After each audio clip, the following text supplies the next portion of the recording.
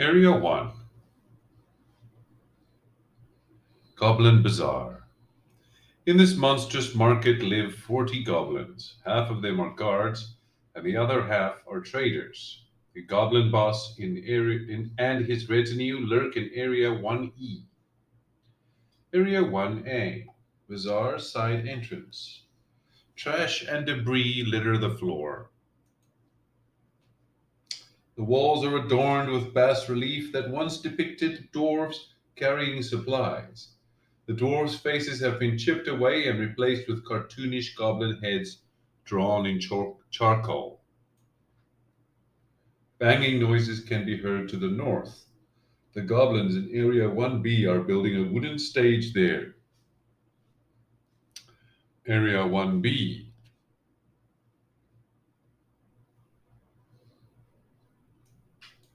Let's move our heroes up and up.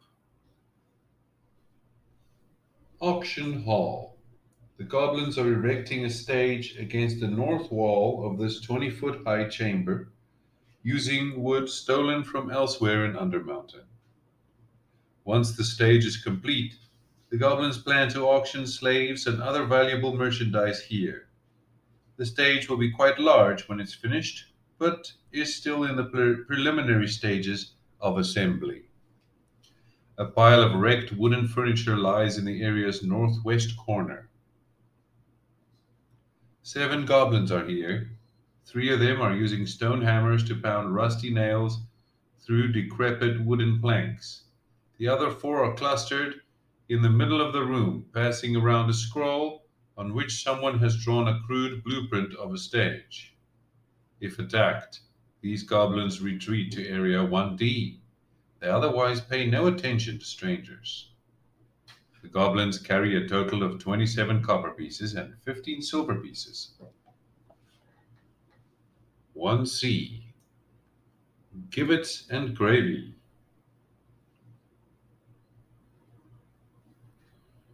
4 iron gibbets hang from chains hooked to the 10-foot high ceiling. Is it gibbet or gibbet? I guess it's gibbet. The gibbets are empty except for one that holds a wailing goblin named Glom. Glom was stealing food intended for the goblin boss, Yek. She hasn't eaten in 2 days and happily provides information or her service as a guide in exchange for food or freedom. She knows about the magic circlet that turned Yek into a human and where the goblin boss keeps the rest of his treasure, Area 1F. Glom knows the general layout of this level of Undermountain, the positions of the Xanathar Guild outposts, and the location of the stairs leading down to level 3. Glom eagerly betrays her liberators if someone with more food and the promise of a better life comes along. The lock on Glom's gibbet can be picked with thieves' tools and a successful DC 15 dexterity check. It can also be broken off with a successful DC 20 strength athletics check or a solid weapon blow. 1D Market Hall. That's over here. It's big, so let's zoom out. This room has a soaring 60-foot high ceiling supported by 2 rows of stone pillars. The middle of the chamber is taken up by 8 vendor stalls. 22 goblins are here, 16 vendors, 2 per stall, and 6 guards who stand in pairs near the exits to areas 1E, F, and 8. A granite throne stands against the north wall atop a rectangular stone dais. The goblin vendors buy and sell stolen goods, including items listed in Chapter 5 of the player's handbook, particularly armor, shields, weapons, adventuring gear, tools, trade goods, food, and drink. The goblins buy goods at half the normal price and sell them at 3 times the normal price. Their food is of poor quality but edible. A character who succeeds on a DC 12 Charisma, Intimidation, or Persuasion check can bargain a goblin down to half its asking price for an item. The goblin guards have orders to keep the peace. If a brawl or a battle erupts, they attack with the goal of knocking troublesome visitors unconscious. Visitors whom the guards subdue are dragged out of the market and left in Area 8 without their weapons or treasure. Any treasure the goblins take is placed in Area 1F. Throne. Yek sits here when he deigns to preside over the market. The throne has been draped with animal skins and festooned with monster skulls and trinkets twisted up in wire. The goblin guards have a total of 25 copper pieces and 20 silver pieces. Each goblin vendor carries a fat pouch with 3d6 gold pieces, 3d8 silver pieces, and 3d10 copper pieces in it. Flickering torches in. Okay, so area 1E is the area of Yek the Tall.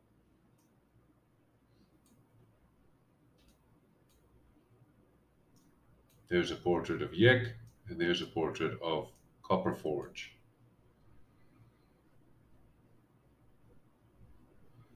Okay, let's go ahead and read the description. Flickering torches in iron brackets light this room.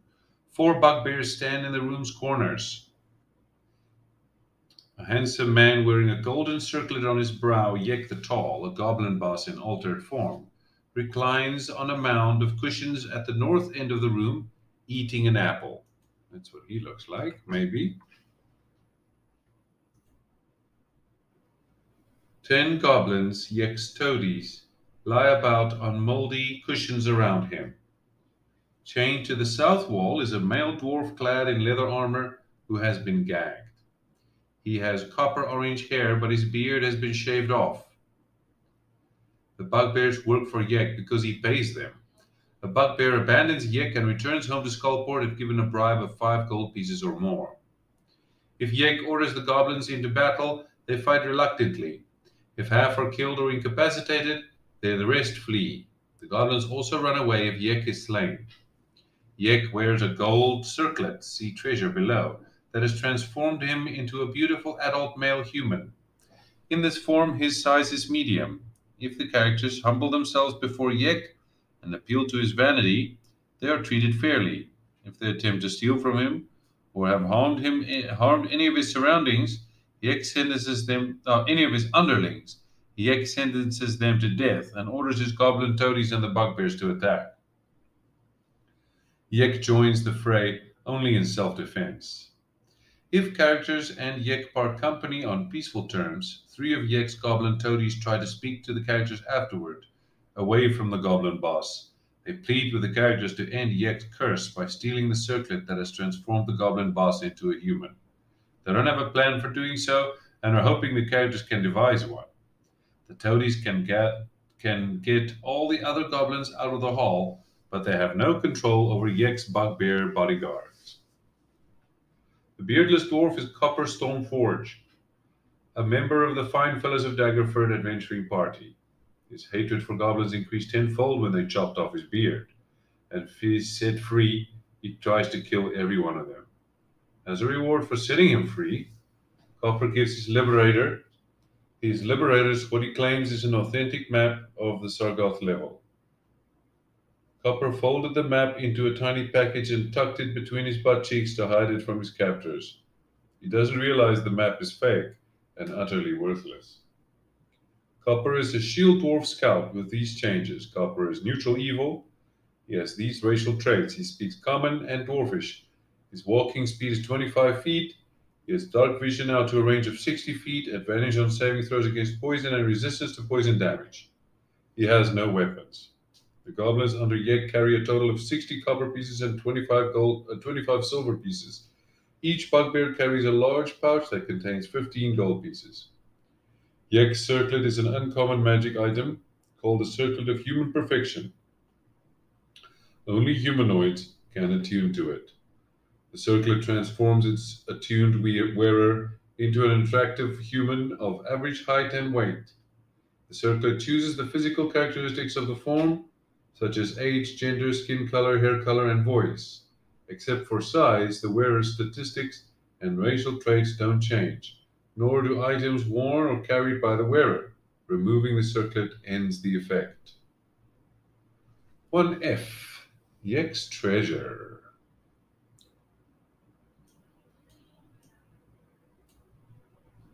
Here we go. Yek's treasure. This room contains the following treasure: a gruesome diorama featuring the stuffed corpses of a beholder and 6 goblins, all of them in battle poses and adorned with costume jewelry. An ivory chessboard on a low stone table. A 9 foot tall, 3 foot wide framed painting of Yek, depicting him in his regal human form, standing proudly with his golden circlet on his brow. A hefty iron banded wooden chest with iron rings for handles. If characters who loot the diorama find 15 pieces of costume jewelry worth 1 gold piece each. The ivory chessboard is worth 25 gold pieces. The wooden chest is filled with 2,000 silver pieces.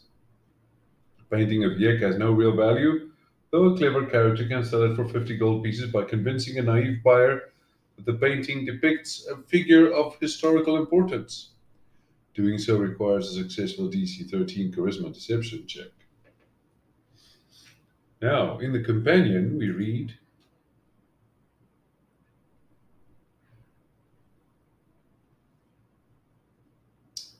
this as the players arrive. You can read this to them from the. Oh, let's read what um, the companion says in general about the Goblin Bazaar.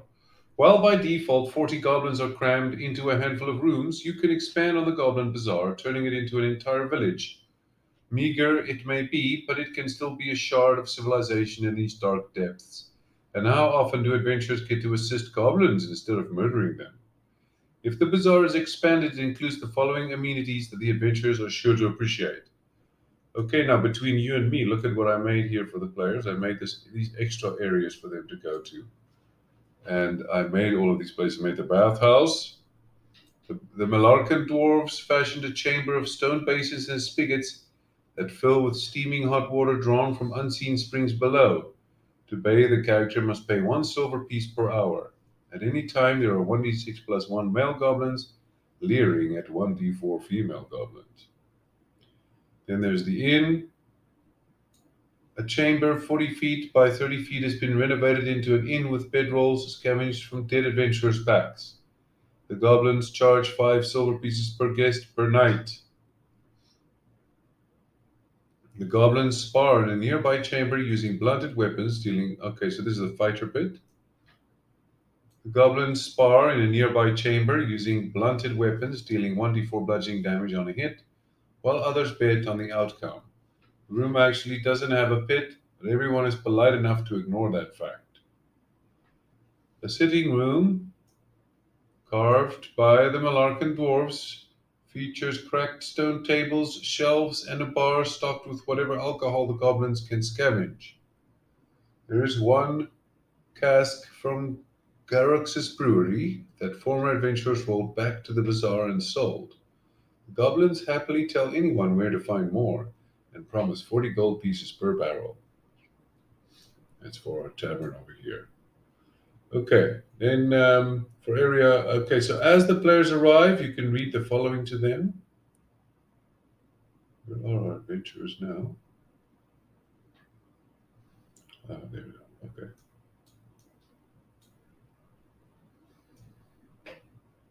So as they come down the stairs, you can read. The stairs fall deep into the sunless depths of Undermountain. By when they level out, you find yourselves at a junction. Hammers fall against wood in the distance as the halls come alive with a guttural language sparkled with cuss words from various languages, Orcish, Dwarfish, Common. Dozens of voices are packed together in these tight halls, clearly arguing with the sort of zeal you find at a dockside brothel or a town hall meeting. Okay, and then when they arrive at 1E, you can read the following text to them. Sitting on a makeshift throne is a man, a handsome human with golden locks and sharp features. He brandishes a grimy handheld mirror, the better to admire himself with. As you approach, his guards, goblins, and bugbears hang back, ready for violence but clearly not pining for it. In the corner, one ugly son of a bitch lies chained, a beardless dwarf, his copper orange hair like fire in the torchlight, and his eyes bloated with indignation. Yek, vain as he is now, has had a shift in his priorities. No longer does he clamor for war or prosperity, but the status quo. He is content with his new beauty, while his tribe continues to eke out a meager life in these depths. He's not too consumed, however, to know that his people are sandwiched between his Entarm-aligned Wirat gang and the Zenithor Guild. He may ask the adventurers to destroy one or the other. The dungeon of the Mad Mage doesn't detail the cause of Copper Stormforge's imprisonment, but it can be assumed that it was theft. The adventurers may parley for his freedom with Yek by paying for the cost of the stolen items, 24 gold pieces, and succeeding a DC 12 Charisma Persuasion check. On a success, the Goblin Boss decides that Copper's beard is punishment enough. Shaving Copper's beard is punishment enough, so that all who look upon his ugly mug know him to be a thief, since his transformation into a human. Yek has preferred human talk, which is to say big and unnecessary words. If Halathgark is present, he wrings Copper's thick little neck. Nothing can deny him this pleasure. Read. The dwarf recoils at the sight of the revenant. Haleth, he chokes out. The dead elf grins, his eyeball dangling by a thin rope of flesh. It's me, Copper. You thought you could beat me not once, but twice, and there won't be a third. The revenant stalks forward as the dwarf struggles in his chains, calling for help. Any help. Pleading for the goblins. No help there. And with his last breath before those cold hands wrap around his throat, the dwarf prays to the gods for mercy. Dear Methine, forgive me for my... Oh. Alas, his prayer is reduced to a strained gurgle as Halathgark embraces him one last time. It's slow and it's loud. The dwarf's eyes bug out as the revenant chokes away all the last vestiges of life and light from Copper Stormforge's eyes. The bones dance beneath Haleth's fingers, crackling like the first thunder of spring. Well then, the elf says, rising. One down, two to go. Okay, that's for area 1, all of the areas and the extra areas. Now let's move to area 2 and see what the module has to say. Kalabash was one of Halaster's apprentices, though not one of the original 7. He has been trapped in a pocket dimension for hundreds of years now and is completely insane. The characters might stumble across him as they explore his chambers. 2A, a water pump. In the center of this room is a rusted iron hand pump and a deep stone basin. This pump draws water from a spring between levels of the dungeon. As an action to crank the pump draws 1d4 plus 1 gallons of potable water into the stone basin.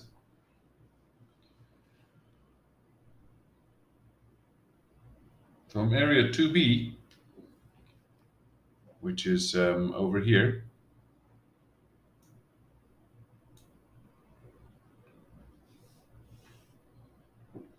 an abandoned laboratory. This room is filled with dusty tables and cauldrons. Its stone hearth is cold.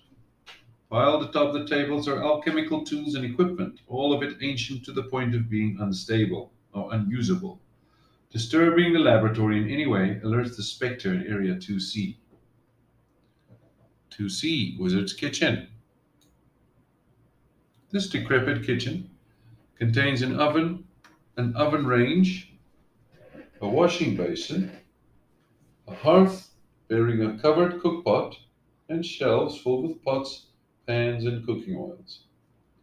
The Spectre hides in the covered cookpot, emerging if the lid is lifted or if the Spectre is disturbed by noises from Area 2B. The Spectre can command 4 nearby pots and pans to do its bidding. Treat these objects as flying swords that deal bludgeoning damage instead of slashing damage. If the Spectre is defeated, the pots and pans clatter to the ground. becoming inanimate once more. 2D. Kalabash's bedroom. The door to this room bears a sign written in common that reads, Kalabash's room, do not enter unless your name is Halaster. The room contains the following. A dusty bed stands with its headboard against the north wall. At the foot of the bed rests a locked wooden chest. A desk in the southeast corner has stacks of musty old tomes atop it. An old rug woven with arcane symbols lies in the middle of the floor. Beneath the rug, painted on the stone floor, is a 10-foot diameter summoning circle that has been partially erased. The summoning circle, hidden under the rug, radiates an aura of abjuration magic under the scrutiny of a detect magic spell, but 3 of its activation glyphs have been erased. A character who examines the circle and succeeds on a DC 15 Intelligence Arcana or Investigation check can reconstruct the circle and, with blood or paint, reapply the missing glyphs in 1d10 minutes. If the circle is completed, it immediately summons Kalabash, chaotic evil male Kalashite human mage. Appearing in the middle of the circle, Kalabash attacks any creatures he sees. He is intoxicated and suffers the effects of the poison condition until he sobers up, or until the condition is ended with a lesser restoration spell or similar magic. Erasing part of the completed circle causes Kalabash to be whisked away to his pocket dimension.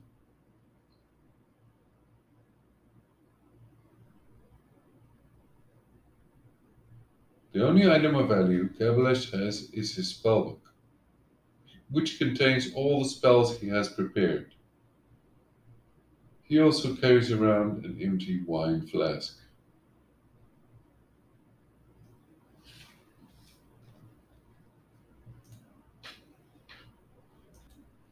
The wooden chest is of solid construction and its steel lock is warded with a magic trap. Picking the lock requires thieves' tools and a successful DC 15 dexterity check. If that check does not succeed, or if anyone tries to break or smash the lock, the mechanism releases a small bolt of lightning that deals 10 lightning damage.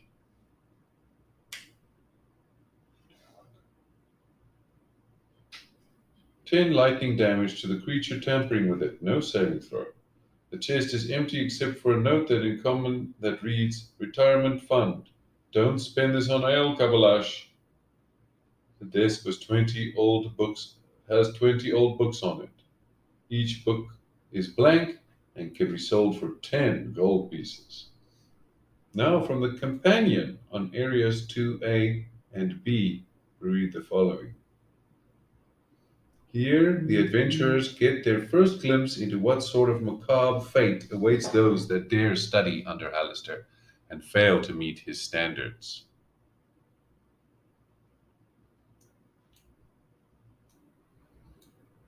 In 2A, read the following to the players.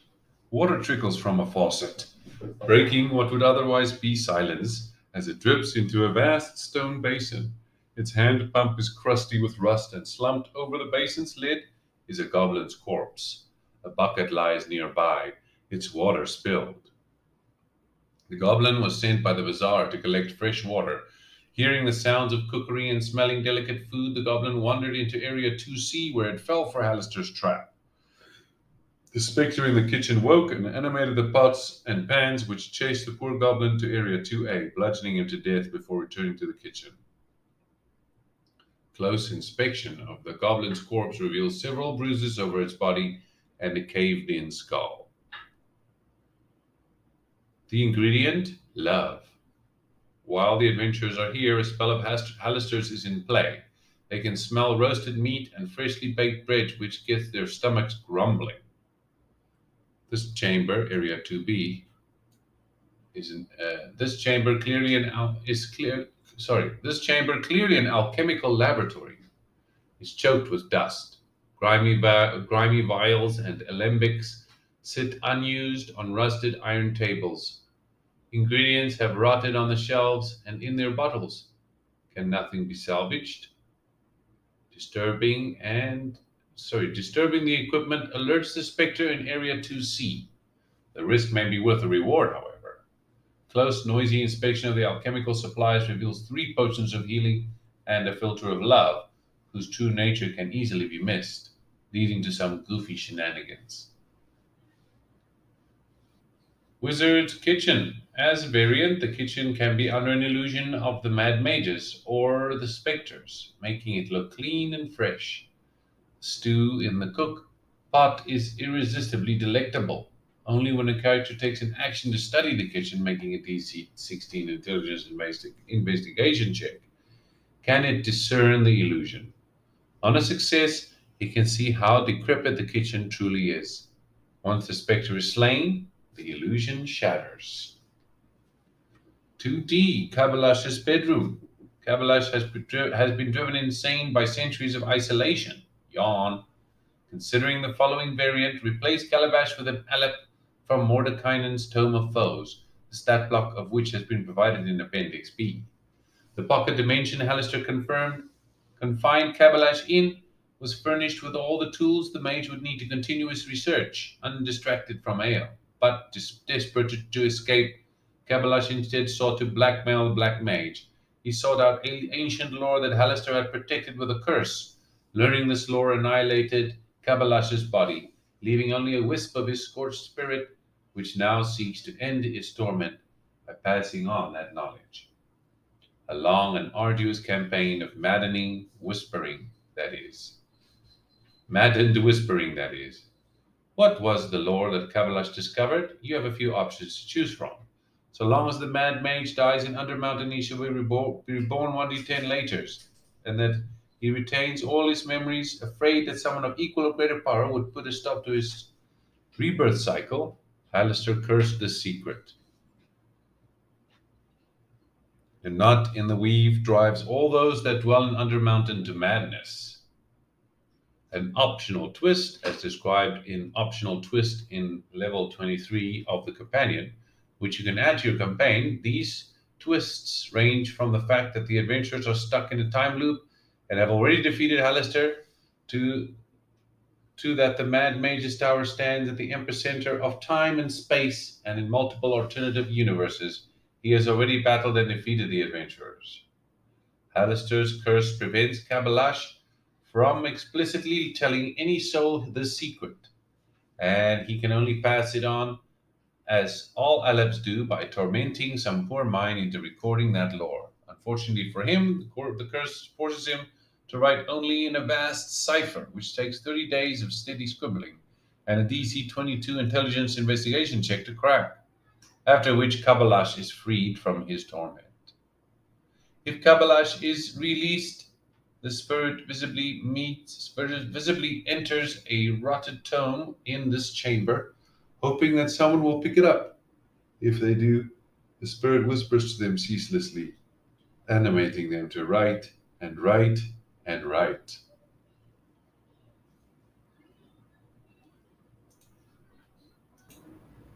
Okay, moving along to Area 3, which is up here. Actually, I like to read from the companion first, and then I read from the module to fill in the gaps of what I didn't understand. So I'll read first for Area 3, Halaster's Puppet. To read to the players, you can say, "We asked 100 adventurers, what do you dread most while dungeon delving? Name a response." And to the dungeon master, Halaster's puppet is imbued with a fragment of his master's magic and uses an augmented telekinesis spell, save DC 22, to divide the adventurers into 2 teams, each standing at separate ends of the room. It then manifests a table before it with 2 buttons, each glowing red, and instructs them that they will play a single round of Delver Dance. If they move from where it has placed them, it promises to roast this cavern like a fine pig. The puppet explains the rules, which are based off the Family Feud game show. Each team sends a champion to answer the question. At the start of the round, both champions roll initiative. The quicker one hits the buzzer first and can supply answers until all 8 correct answers have been provided, or up until 3 wrong answers have been given. If the first champion fails to name all 8 answers, the other champion gets a chance to steal. If they can provide one more correct answer without getting one wrong, they win all the points of the previous answers and can continue until they provide one wrong answer. If the stealing champion's first provided answer is wrong, the game ends and the initial champion's team wins all the points on the board. The results of this survey are broken down above. The number of points won are equal to the number of people that answered. Consequences. Halaster's puppet assures them that whichever team loses will be fireballed. It's an empty threat. The puppet can't cast that spell. The X Factor. A teammate can volunteer to drink the X Factor, a vial of indiscernible liquid that the puppet provides. If they do so, whether they survive the imbibement or not, they give their team 10d6 points. The vial is a poison that deals 6d6 poison damage on imbibement and subjects the imbiber to a DC 16 Constitution saving throw. On a failure, they are poisoned for 1 hour.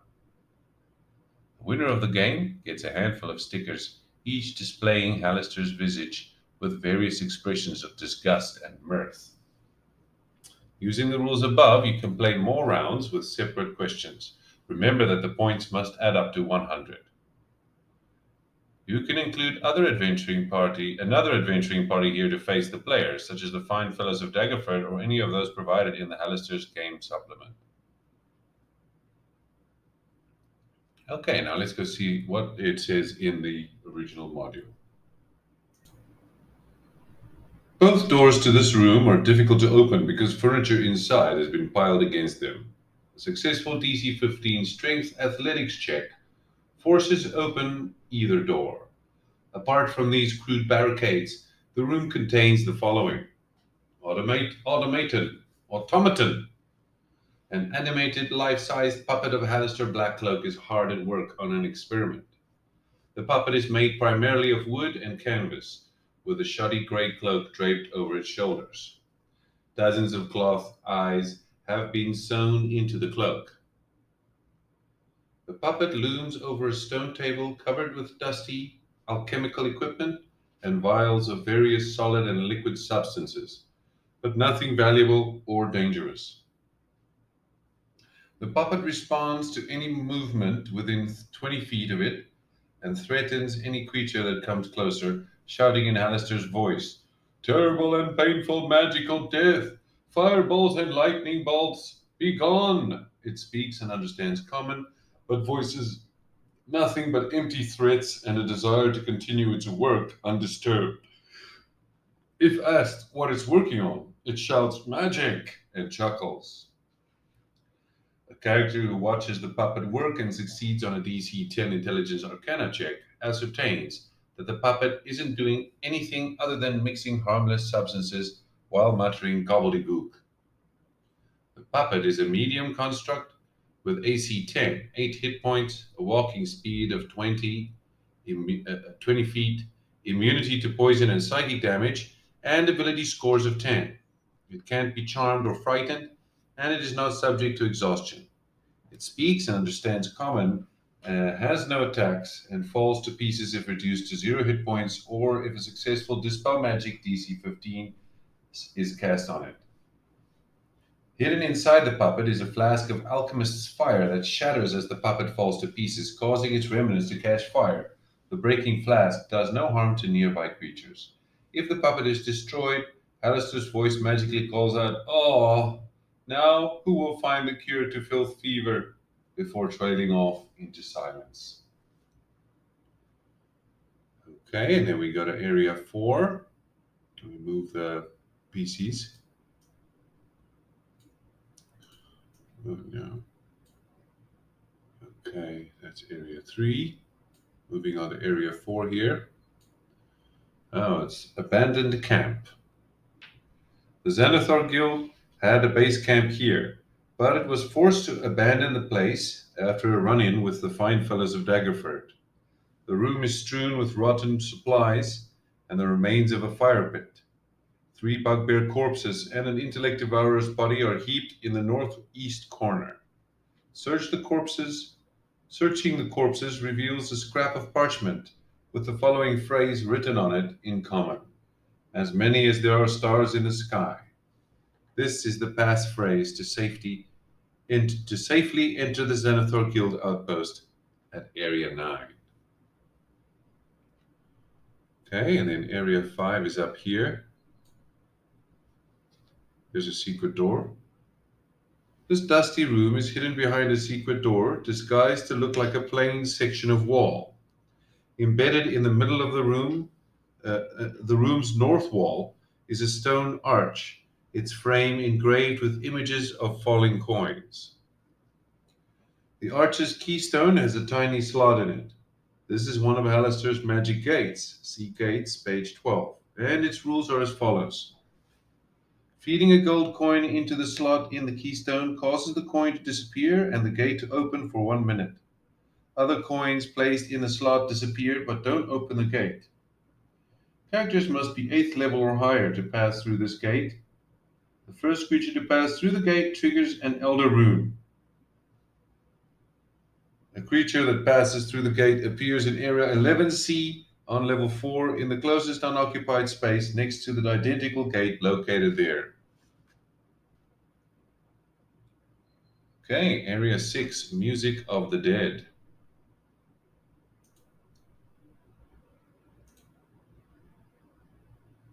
Area 6 is over here.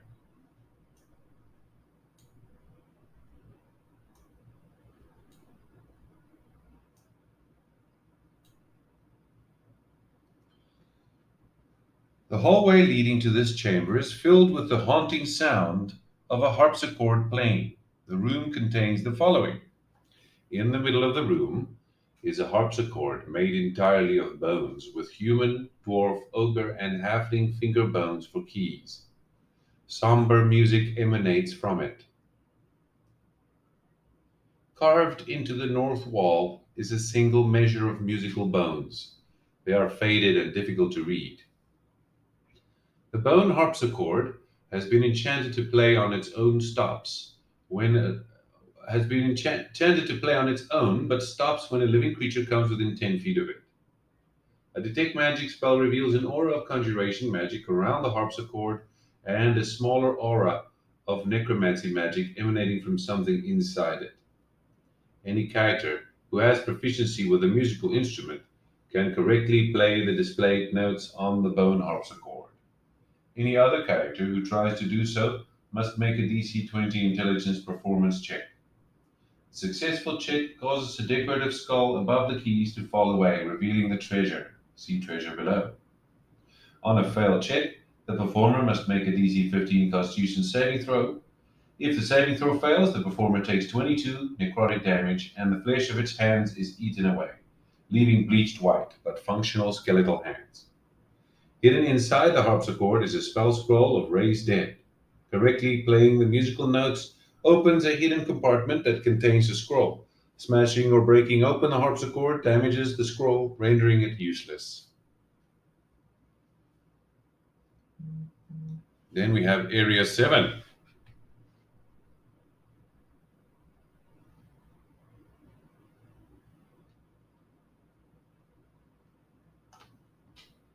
Let's read from the companion first. Behold Frankenstein and her monster.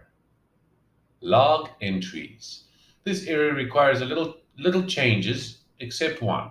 It seems a bit outlandish that all it took was 3 days for Trenzia to tire so much so of her fellow apprentices, as described in the log entry found in Area 7B. Consider changing it from day 3 to day 34, or even better, day 362. Additional loot. Characters that search Area 7C can find 1d4 plus 1 potions of healing and 2 potions of lightning resistance. Okay, now, from the module, we read the following. Shocking discoveries. Several chambers where mining equipment and copper ore were once used. Right, let's move ourselves to the correct area on the map, which is, oh, down here. Okay.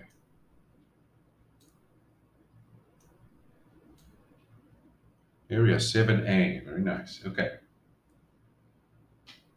Several chambers where mining equipment and copper ore were once stored are now occupied by laboratories devoted to experiments in electricity and necromancy. Trenzia, one of Halaster's new apprentices, conducts her research here. Don't do that. Area 7A. Trenzia's workroom. This well-maintained workroom reeks of rotting flesh and ozone. Odd metal instruments designed for measuring electricity rest atop tables, along with several loose scraps of parchment with notes that include terms such as rate of decay and accumulation of charge. A thorough search of the room yields a scrap of paper that was once part of Trenzia's log. It reads day one, but in the companion, on the side note, on the companion, we can make it either day 36 or day 362. Halaster has granted me this abandoned copper mine in the Arcane Chambers. Finally, I have access to the components needed for my experiments. Everything beyond that point is smudged and illegible. Area 7B.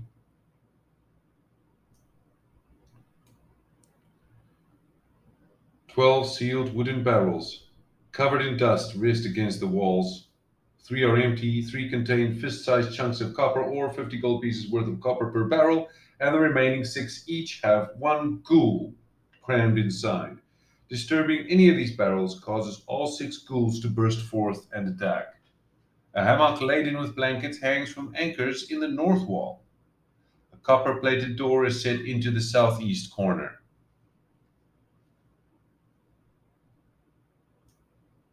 which is here, I believe.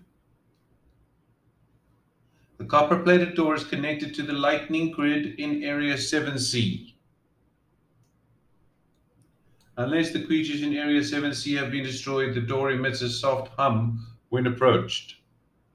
A creature that touches the humming door must make a DC 10 dexterity saving throw, taking 10 lightning damage on a failed save or half as much damage on a successful one. A creature wearing metal armor has disadvantage on the saving throw. Tucked into the folds of the hammock's moldy blankets is another page from Trenzia's log. The only eligible text reads as follows.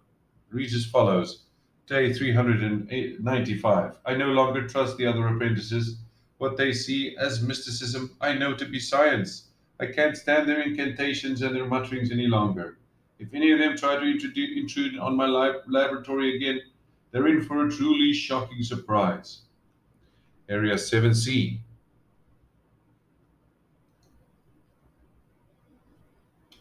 Trenzia's laboratory. Trenzia turned this laboratory into a giant lightning trap, sacrificing herself in its construction. The floor is plated with copper tiles. The metal-coated skull of a half-elf, Trenzia, floats around the room, giving off crackling sounds as it electrifies the floor with rays of lightning.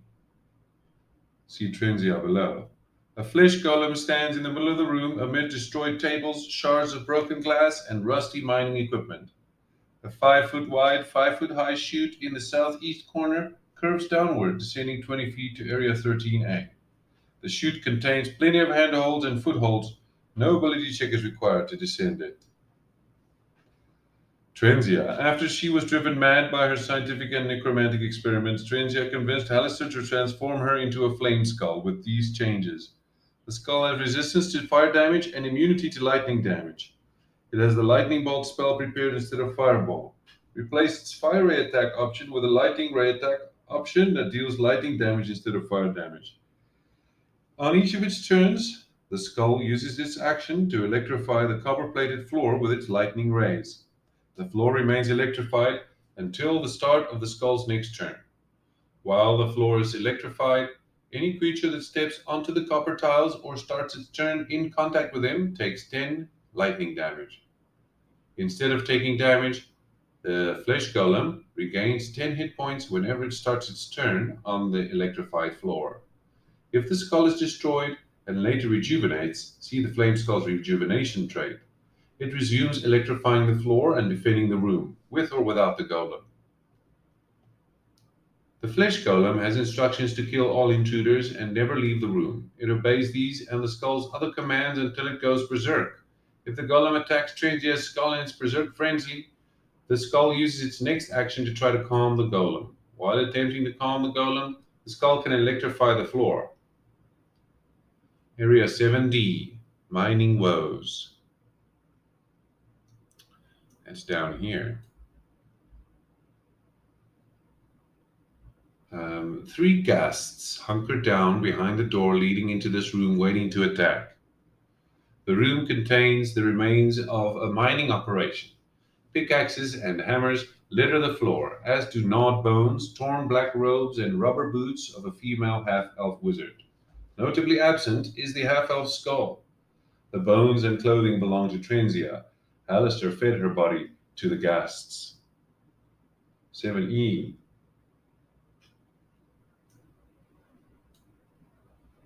Copper vein. That's down here. An exposed bit of stonework has a thick vein of copper ore running through it. A scrap of paper lies on the floor. The scrap of paper is another partial entry from Trenzia's log that reads, Day 420. With lightning and copper wires, I created a pack of ghouls. Hal was not impressed. He says I'm not ready for Duomer Core and its arcane secrets. I'll show him. His flesh golem has given me an idea for a trap more devious than any Hal could devise. Lightning, is there anything it can't do?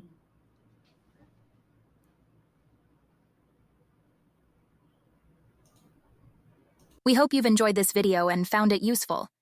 Please remember to like, share, and subscribe to keep up with our new videos to level up your campaign. Special thanks to Wyatt Troll for writing his amazing companion, available at dmsguild.com, which this video is based on. We strongly recommend getting the complete edition. We couldn't imagine running any of the campaign without it.